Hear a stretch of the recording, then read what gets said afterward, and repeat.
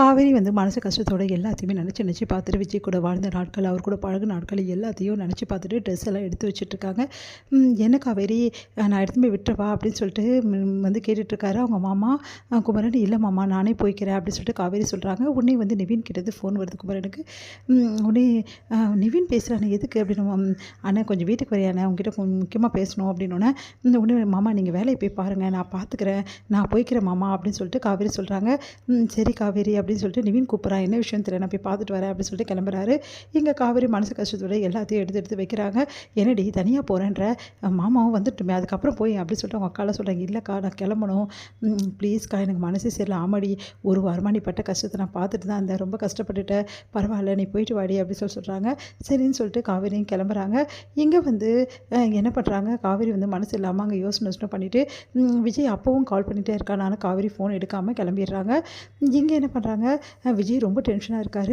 காவேரி ஏன் ஃபோன் பண்ணால் ஃபோன் எடுக்க மாட்டேங்கிறா, என்ன தான் பண்ணிகிட்ருக்கா, நைட்டு கூப்பிட்டாலும் எடுக்கலை, இப்போவும் வந்து ஃபோன் பேச மாட்டேங்கிறா, என்ன தான் பண்ணுறது ஒன்றுமே புரியலையே அப்படி சொல்லிட்டு யோசனையாக இருக்குது அவருக்கு.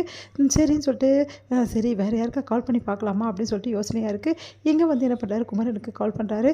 குமரன் வந்து கரெக்டாக நிவின் வீட்டுக்கு வராரு. நிவின் வந்து செம்மையாக டென்ஷன் ஆகிறாரு. என்னால் அவளை சகிச்சுக்கணும், இதுக்கப்புறமா வாழ முடியாது, தயவு செய்து அவளை கூட்டிகிட்டு போயிடுங்கண்ணா, என்னால் முடியலண்ணா ப்ளீஸ்ண்ணா அப்படி சொல்லிகிட்டே இருக்காரு யமுனா பற்றி.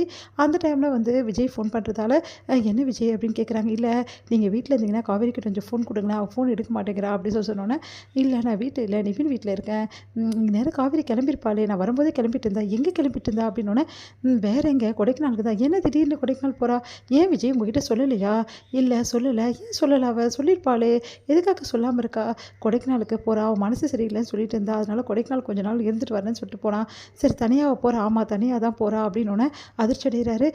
சரி இந்நேரம் போயிருப்பான்னு நினைக்கிறேன் அப்படின்னோடனே அது பயங்கரமாக அதிர்ச்சி அடைகிற விஜய். அப்படியா, எனக்கு தெரிஞ்சு நீங்கள் போனால் பார்த்துடலாம், ஏன்னா நான் வரும்போதே கிளம்பிட்டு இருந்தா அப்படின்றாங்க. அதெல்லாம் கேட்டு விஜய் சரி நான் வச்சிடறேன்னு சொல்லிட்டு விஜய் வந்து ரொம்ப டென்ஷன் ஆகிறாரு. உடனே கிளம்ப பார்க்குறாரு.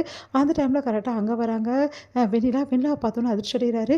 வெண்ணிலா வந்து விஜய் நம்ம கிளம்பலாமான்னு, எங்கே கிளம்ப சொல்கிறேன் அப்படின்னோடனே, இல்லை ஹாஸ்பிட்டலுக்கு போகணும், அதெல்லாம் என்னால் முடியாது, நான் இப்போ உடனே வெளியே போகணும், எங்கே போகிறேன் அப்படின்னோடனே, காவேரி பார்க்க போகிறேன். காவேரி சொல்லாமல் கொள்ளாமல் அவள் பாட்டு திடீர்னு வந்து கொடைக்கானல் கிளம்புறா, என்கிட்ட ஏன் சொல்லலைன்னு தெரியல, நைட்டு ஃபோன் பண்ணாலும் பேசவே மாட்டேங்கிறா, நைட்டு ஒரு மாதிரி தான் மனசு இருந்தது எனக்கு, அதனால தான் இப்போ நான் உடனே கிளம்புறேன், முதல்ல காவேரி போய் பார்க்கணும், நீ காவேரி போய் பார்த்தாலும் அவன் கூட வரமாட்டா, அவள் கண்டிப்பாக வந்து அவள் வந்து தீர்க்கமாக இருக்கா அப்படின்னோடனே பயங்கரமாக அதிர்ச்சி, நீ என்ன சொல்லிட்டு இருக்க அப்படின்னோடனே, நடந்த விஷயத்துக்கு எல்லாத்தையுமே வந்து சொல்லிடுறாங்க வெண்ணிலா.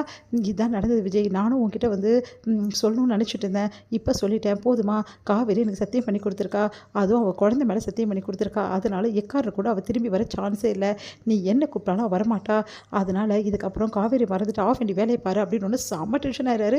உனக்கு உடம்பு சரியில்லைன்னு பார்க்குறேன், இல்லைன்னா நான் என்ன செய்வேன்னு எனக்கே தெரியாது, நீ எல்லாம் ஒரு பொண்ணா இவ்வளோ கேவலமாக பேசுகிற, காவேரி வந்து அவளோட வீக்னஸை பயன்படுத்திக்கிட்டு அழகாக வந்து காய் நகர்த்தியிருக்க, கூட இருந்து குழியை பறிச்சிருக்க, உன்ன மாதிரி ஒரு ஆளை நான் பார்த்ததே இல்லை, இப்போ வரைக்கும் உனக்கு நல்லது மட்டும் தானே நான் செஞ்சிட்ருக்கேன், ஆனால் நீ எனக்கு தொடர்ந்து கெடுதல் மட்டும் தான் பண்ணிகிட்ருக்க, என் மனசு ஃபுல்லாக காவேரி இருக்கா, எனக்கு காவேரி தான் வாழ்க்கைன்னு எல்லாமே தெரிஞ்சு கூட என்கிட்ட விளையாடிட்டு இருக்கல, நான் நினச்சிட்ருக்கேன் காவேரி என்னை விட்டு கொடுத்துட்டு போயிட்டாள்னா அதுக்கப்புறம் நான் கூட சேர்ந்து வாழ்வேன் நினச்சிட்ருக்கியா, அது இந்த ஜென்மத்தில் கூட நடக்காது, எக்காரணம் கொண்டும் காவேரி தான் என் வாழ்க்கை, எனக்கு தெரியும் விஜய், ஏன்னா வந்து காவேரிக்கு எப்போ குழந்தை வந்து இருக்குது அது மேலே சத்தியம் பண்ணாலோ அப்போவே எனக்கு தெரியும், ஏற்கனவே நீ காவேரி விட்டு தர மாட்டேன், இப்போ காவேரி கர்ப்பமாக வர இருக்கா, நீ எப்படி விட்டு தருவ, அந்த லாஜிக் கூட எனக்கு இல்லை, அப்புறம் எதுக்காக இப்படிலாம் பண்ணிகிட்ருக்க, இல்லை காவேரி என்கிட்ட போய் சொன்னானா உண்மை சொன்னானா தெரியல, அதுக்காக அவளை டெஸ்ட் பண்ணுறதுக்கு இதுதான் வழியா உனக்கு அசிங்கமால இப்படிலாம் சொல்கிறதுக்கு, எனக்கு என் காவேரி வேணும், அதுக்காக நான் என்ன வேணாலும் பண்ணுவேன், நான் முதல்ல வரேன் காவேரி கூட்டிகிட்டு தான் வருவேன் அப்படின்னு சொல்லிட்டு கிளம்புறேன்.